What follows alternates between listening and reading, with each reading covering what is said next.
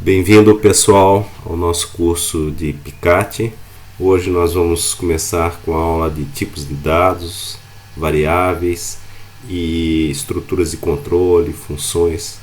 Então, esta é a aula mais longa que nós temos aqui no nosso curso de Picate, com vários detalhes. Alguns deles eu vou passar mais rapidamente, porque eles vão aparecer nos exemplos mais avançados. Então, mas de qualquer maneira, todo o texto está aqui escrito neste material em PDF. Ok, inicialmente nós vamos conceitualizar que há dois tipos de tipagem de dados. Toda linguagem tem um tipo de dado: as estáticas e a dinâmica, ok? E essa verificação estática ela se dá no que a gente chama em tempo de compilação. Quando um compilador passa por um código-fonte, esse determina qual tipo de dado que está sendo utilizado. Essa é a tipagem estática. E a dinâmica ela vai sendo definida ao longo da execução do código. E essa dinâmica é o que Picate utiliza. Bom, linguagens fortemente tipadas como Java, Haskell, Pascal, ela exige que todo dado esteja pré-definido antes da compilação, senão ocorre um erro. E as outras, esse erro vai ocorrer na execução se houver uma incompatibilidade de tipos. Muito bem. A exemplo da máquina virtual Java, a Picate funciona de maneira análoga. Os prós e contras vamos deixar de lado e, enfim, o que é importante saber é que essa tipagem dinâmica e essa máquina que Picate utiliza, ela é uma máquina própria, virtual e portável em qualquer plataforma. Bom, aqui nós temos uma estrutura completa e numa hierarquia de como a ideia Picate funciona com os seus diversos tipos de dado. Vejam, um tipo de dado, genericamente, sempre é chamado de termo. Então, ao longo das transparências aqui, nós vamos estar falando, pega esse termo aqui, pega esse termo lá. Então, um termo é algo bastante... vem da lógica e é uma expressão genérica para tipos de dados em lógica. Então aqui tem três classes que eles se dividem. Átomos são um tipo indivisível, variáveis é o que nós vamos usar bastante, os compostos, que nós vamos chamar de listas, um subtipo de listas são as strings, tuplas, estruturas, então tupla é diferente de uma estrutura, enfim, vetores, mapas, árvores e conjuntos. E os números são reais inteiros.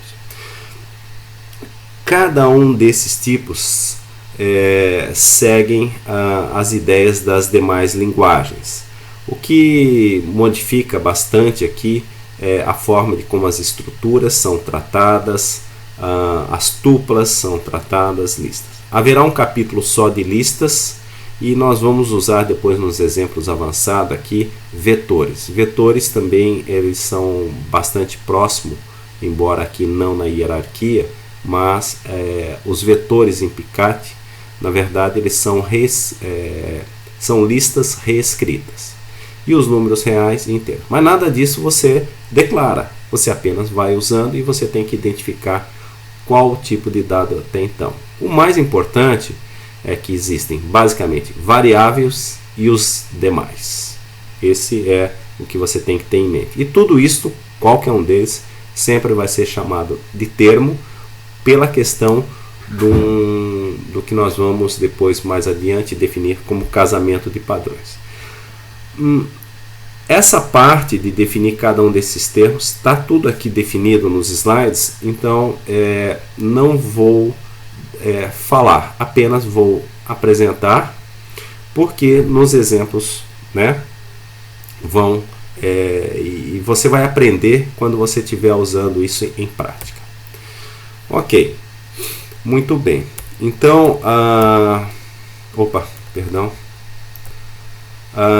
Então, basicamente, essa categoria, né, são os termos e números, e esses números são divididos em valores compostos ou não. Tá ok?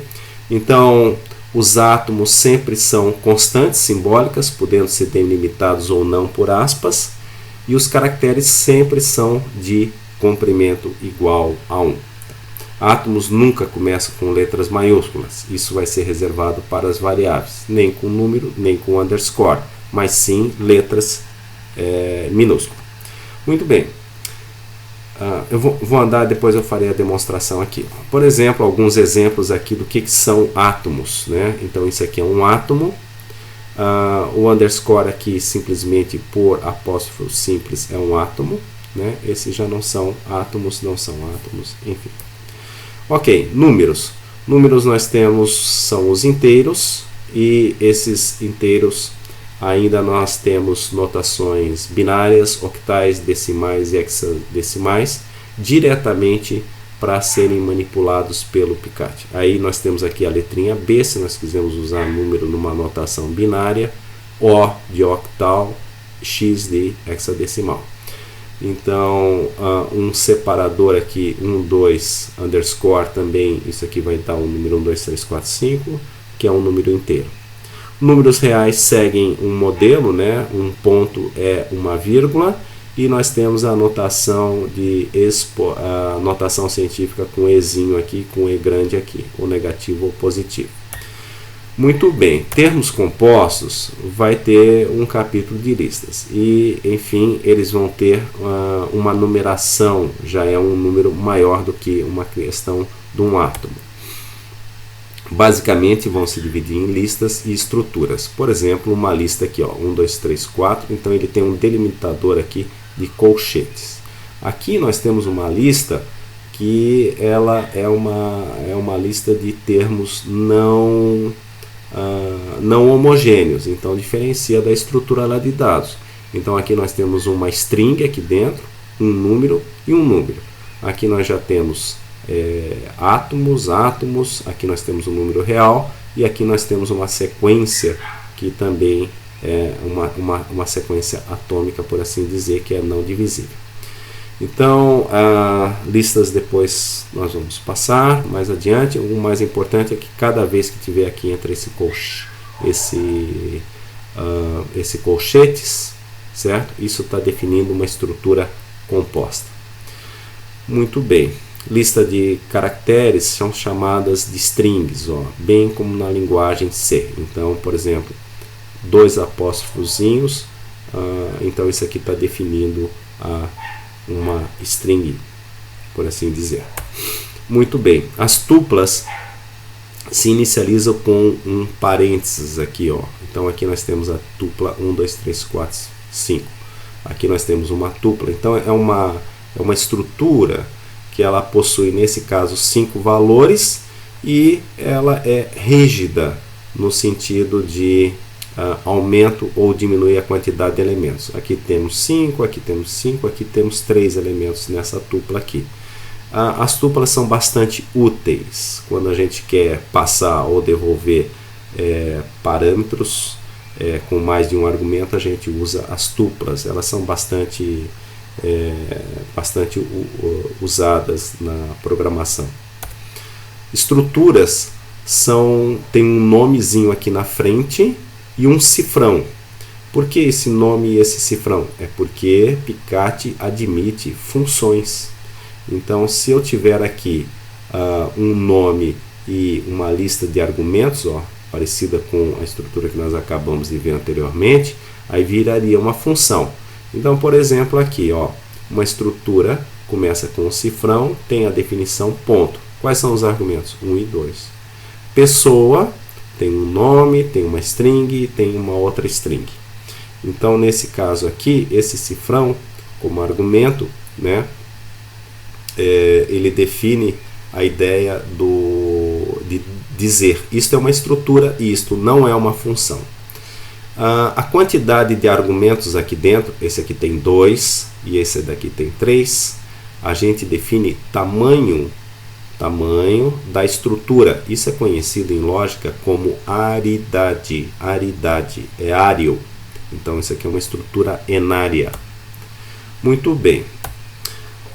Temos os vetores que são numerados. Ora, então ele vai ser uma lista. Então, em vez de ser o colchetes aqui, em vez de ser o colchete, serão chaves. E vai ter termo 1 até o termo n. Então, se eu quiser acessar o enésimo termo, eu vou ter uma função para fazer isso. Se quiser acessar o termo do meio, e aí vai. Então, a estrutura é com abre parênteses e fecha parênteses. Extremamente úteis. Muito bem, aqui nós temos um exemplo final, ó, um vetor 1, 2, 3, 4, 5 e também algo bastante parecido. Então a diferença de lista e vetores é que aqui o tamanho permanece fixo, em lista não. Também a Picate admite estrutura tipo matrizes enárias, né? Então com várias dimensões. Até a dimensão 10 ele permite.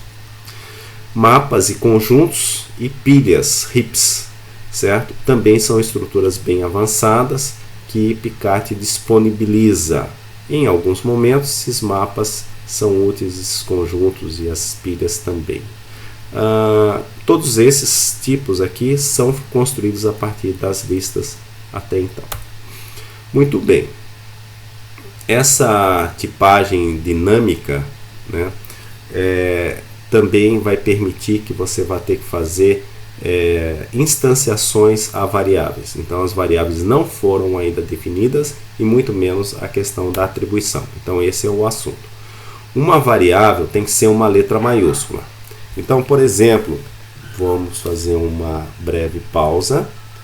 Vamos aqui na nossa console, certo? Então, por exemplo, uma variável vai se chamar x, eu vou atribuir o valor 1 e, por exemplo, vou escrever x. Temos uma função writeX, ponto, certo? Então, o que acontece aqui? Por default, aqui na nossa console, o 1 foi o que o writeX pediu. E este x igual a 1 foi quanto foi essa instância desta variável x. Eu posso repetir e dar um outro nome de uma variável aqui, ó, x3y. x3y. Perfeito? Então, mando imprimir e sair ali. Voltando, as variáveis anônimas são variáveis que não nos interessam aos valores passados. Então, depois, quando nós chegarmos em funções, vamos ver melhor o que é isso. Há dois modos de nós definirmos variáveis, né? A unificação e a atribuição, certo? A unificação é um termo que vem lá da lógica. A atribuição vem das linguagens procedurais. Então, Picate incorporou a atribuição que, por exemplo, uma linguagem como o Prolog não tinha. Então, o símbolo da unificação é o igual e da atribuição é o dois pontos iguais. Quando uso um, quando uso o outro? Basicamente, aqui você vai usar em instâncias locais. Aqui você vai usar quando este valor vai retornar uma determinada variável. Aqui, se eu quero fazer um contador, se um laço, como nós vamos ver em seguida, use esses dois pontos traço. Toda a parte da teoria de cada um, quando usa um ou outro, estão aqui nesses slides, certo? Então, a unificação ela tem um algoritmo forte por trás e no caso a atribuição não ela utiliza uma unificação também por trás, mas ela realiza cópias. Muito bem. Então, por exemplo, um x igual a 1, aqui eu estou apenas imprimindo o resultado de uma console. Aqui eu estou fazendo uma instância de x igual a 1. Então, eu tenho um resultado que o x de fato vale 1. Por exemplo, já agora aqui, a estrutura f de AB é igual à estrutura f de AB? Sim, a resposta é sim. Então, um primeiro um primeiro momento, a gente tem que ver que essa aqui é uma máquina binária e sempre vai estar respondendo sim ou não. Isso aqui é uma lista, colchetes, e um separador de lista. Esse separador de lista separa a cabeça da lista. Depois nós vamos ver isso aqui mais adiante num capítulo lá à parte. Então, se eu quero perguntar se há uma unificação dessa estrutura com duas variáveis, H e T, eu vou casar o H com o A, que ele sempre vai separar a cabeça da lista, com uma sublista chamada BC. Aqui nós estamos fazendo já o casamento entre variáveis, e uma coisa bem importante, olha, o x casou com o primeiro argumento de f, porque isto é uma estrutura f com o nome de f, que está perguntando se é igual a essa estrutura. Então o x casou com A e o y casou com B. Aqui é bind vars, isso aqui é uma função interna que, na verdade, ele vai perguntar se há um casamento de uma dessas variáveis aqui com um azinho, com átomo A. Então, nesse caso, também vai dar sim. E aqui nós já temos algo mais complexo, que vai ser um laço infinito. Essa estrutura vai receber uma estrutura com ela própria. Então, são coisas bem mais avançadas, que será no capítulo de recursão que nós vamos ver isso. A atribuição já vem a ideia das linguagens imperativas. Tem um exemplo aqui que nós vamos diferenciar quando a coisa funciona como o Picate funciona internamente a ele. Por exemplo, eu tenho aqui um pedaço de um programa chamado teste. Teste vai ser definido por uma variável x igual a 0 e x agora vai ser uma atribuição dele mais 1. Então, por que tem que ser atribuição? Porque a ideia da unificação é casamento de ambos os lados, lado esquerdo e lado direito. Como não há um casamento, x nunca vai poder ser casado com x mais 1, eu tenho que fazer uma atribuição. E depois eu faço x2 pontos com x mais 2. Então isso aqui funciona bem como na linguagem procedural. Então nesse caso aqui, ó, o x era 0, virou 1. 1 mais 2, então o resultado final vai dar 3. Ok. Então, como isso acontece passo a passo? Basicamente, quando o x ele procura casar com x mais 1, vai ser criada uma nova variável x1. Quando essa variável x1 aqui for criada, ela vai casar com o x mais 1. E depois, com o x mais 1 mais 2, é como eu estivesse atribuindo para uma variável x mais 2.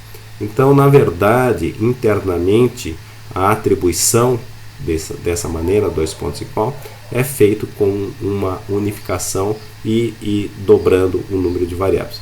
Não se preocupem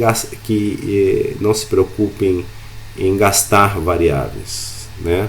Ele vai fazendo tudo isso internamente. Não torna o código lento de maneira alguma. Muito bem. Então, essa atribuição e essa compilação aqui, né, ela se tornaria aqui dessa maneira. A gente pode aqui já está mostrando o que estaria sendo feito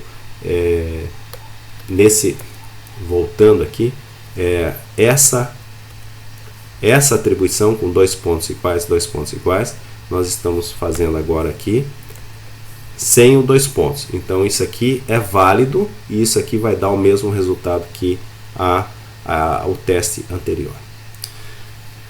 O nome de variáveis tem que ser maiúsculo, começar com maiúsculo. O underscore recebe qualquer coisa, mas você não consegue escrever também esse qualquer coisa. Aqui o underscore começando com AB também é uma variável anônima, então sempre tem que ser com letra maiúscula. Então, variáveis inválidas não podem ter aqui, ó, o cifrão, não pode ter o cerquilha, não podem ter interrogação, 2 pontos, etc. Alguns operadores que a gente já conhece das outras linguagens, tipo potência, multiplicação, divisão de inteiros, o mod, olha, temos um mod bem como é nas outras linguagens. Aqui nós temos o iterador, início, 2 pontos, o passo da interação e um final, início até o fim, então bem como uma estrutura for, vamos ver mais adiante. Temos o mais, que concatena a lista, o igual, 2 pontos, igual, que faz uma atribuição, uma comparação, enfim, o sinal do maior, menor, o contido, o in, é muito importante, ele vai ser incorporado em outras estruturas, esse in. O not, você tem uma negação binária aqui, o e pode ser dessa maneira, depois você pode usar essa notação aqui, em geral se usa só essa, ou esta da disjunção lógica. Então, o termo de equivalência de uma comparação, você está perguntando aqui, ó, 1 é igual a 1, então seria uma avaliação falsa de equivalência. Só rapidamente, ó, basicamente você tem 1.99 é igual a, por exemplo, 1.99. Então eu estou comparando um número com um átomo, né? O átomo 1.99. Então vejam que aqui há um tratamento levemente diferente, porque este átomo aqui é de número. Já se eu tenho uma comparação do tipo de uma letra, aí a resposta já é sim. Aqui eu tenho um caractere, que é um átomo, e um átomo simplesmente dessa maneira aqui. Então os dois são equivalentes, né? Então nesse caso aqui, isso aqui não funcionaria. Mesma coisa se eu fizer esta comparação aqui, Ctrl E, Ctrl E, aqueles da última aula, né, que a gente utiliza, certo? Então aqui eu tenho números já funcionam diferente. Então os números não podem ser átomos, por assim dizer, tá certo? Números são números. Como é que você vai memorizar tudo isso? Usando, tá? Essa é a única resposta que nós temos. Aqui é uma equivalência numérica, se você quiser comparar agora números, né? Então, nesse caso, vamos repetir aqui. Ó, nesse caso, Ctrl E, volta. Aí deu até um erro aqui, que é uma expressão que não posso fazer esse tipo de comparação. Então, não são dois números que eu estou comparando, né? Eu teria que comparar algum outro número dessa maneira, né? Então, se 1 é equivalente a 2, 3, dá. Agora, 1 é equivalente a 1, aí funciona 1 e essa. Ok? Então, números não podem ser átomos. Números são números, átomos são átomos. Certo? Muito bem. Temos a diferença, que funciona dessa mesma maneira. Temos o não unificável, que aí é só um tracinho. Ó, só um tracinho. Então, aqui uma comparação e aqui é uma pergunta se unifica ou não unifica. Então, alguns exemplos, né? Esses dois aqui são válidos, são equivalentes. Variável sempre é equivalente a variável. E se essa daqui ela tiver instanciada e essa daqui também tiver instanciado, eles vão comparar com os padrões dela. Então, se tiver um número 3 e essa tiver um número 3, vai dar um sim. Se tiver um 4, vai dar um não. Então, átomo com átomo. 1 com 0 não é instanciado pela questão de ser aqui um átomo, na verdade ser um número, né, por assim dizer. Então ele é um número real e esse aqui é um número inteiro. Nesse caso aqui, ó, nós temos a comparação mesmo de números, então é o 2 pontos e aqui são dois números diferentes. Aqui nós temos a desigualdade, de novo vai depender do valor. Aqui nós temos a comparação de dois átomos diferentes, aqui vai depender dos valores e aqui vai depender também, aqui vai dar não. Perdão. vai dar um sim, porque vamos testar esse valor aqui.